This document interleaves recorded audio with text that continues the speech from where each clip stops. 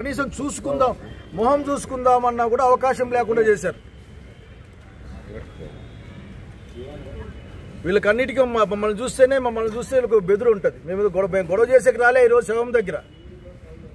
అరే రైతు చనిపోయాడు చూసొద్దాం మా నాగలింగం అని వచ్చాయి ఇక్కడికి. నేను అప్పటికే లేదు, అప్పటికే దాంట్లో అంబులెన్స్ వేసి పంపించినారంట. రైతులు ఊరికే ఉంటారా? కనుక ఇది నేను ఖండిస్తా, యాటిట్యూడ్నే ఖండిస్తా ఉన్నా. చేత అయితే మీకు శక్తి ఉంటే రైతుకు సాయం చేయండి. ఇంకొకరు ఈ విధంగా ఉండకుండా రైతులు నేను కోరుకుంటా ఉన్నా, మీరు ప్రాణాలు తీసుకోబాకండి. ప్రాణం పోతే మళ్ళా రాదు.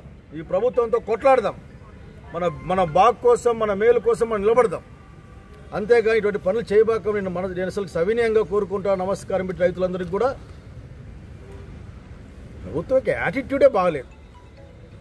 ఇదేంటంటే ఆఖరి దీన్ని ఏదో దాన్ని కప్పిపుచ్చేసారు. ఇప్పుడు పిల్లలు మాట్లాడుతూ ఉన్నారు. 4-5 రోజులు శవాలు ఇక్కడ పడిపోయిన కాలాన్ని చూశారు. చివరికి ఎస్సీ ఎస్టీ బాడీలకి దిక్కు లేకుండా పరిస్థితి చూసాము ఇక్కడ. కాబట్టి దీనిపైన ఖచ్చితంగా దీని యొక్క ఇంటెన్షన్ ఏదో ప్రభుత్వం చెప్పాల్సిందే. నాకు ఆశ్చర్యం వేస్తూ ఉంది. 8 o'clock కల్లా బాడీని అసలు కూడా ప్యాక్ చేసి పంపించేసేసి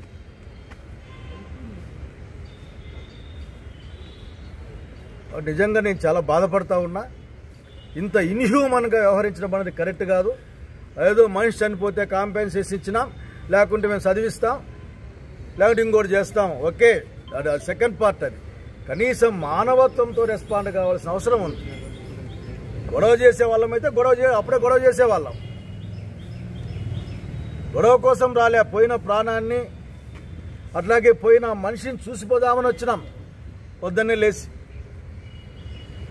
హాస్పిటల్ వర్గాలు కూడా మాట్లాడతాయి. ఆఖరికి నాకు వాళ్ళు రేపొద్దున సమాధానం చెప్పాలి. రేపు అన్ని సేవలకి వాళ్ళు 6 గంటలకే చేయాలి వాళ్ళు ఆఖరి. ఇంకా చాలా బాధాకరంగా ఉంది. బాధేస్తూ ఉంది నాకు. ఇటువంటి యాటిట్యూడ్ మంచిది కాదు ఎవరికైనా సరే. రైతుకి ఏం చేస్తామని చెప్పరు. అసలుకి సంసారం ఏంది? మేము చదివిస్తాం, చదివించండి, ఎవరొద్దన్నారు.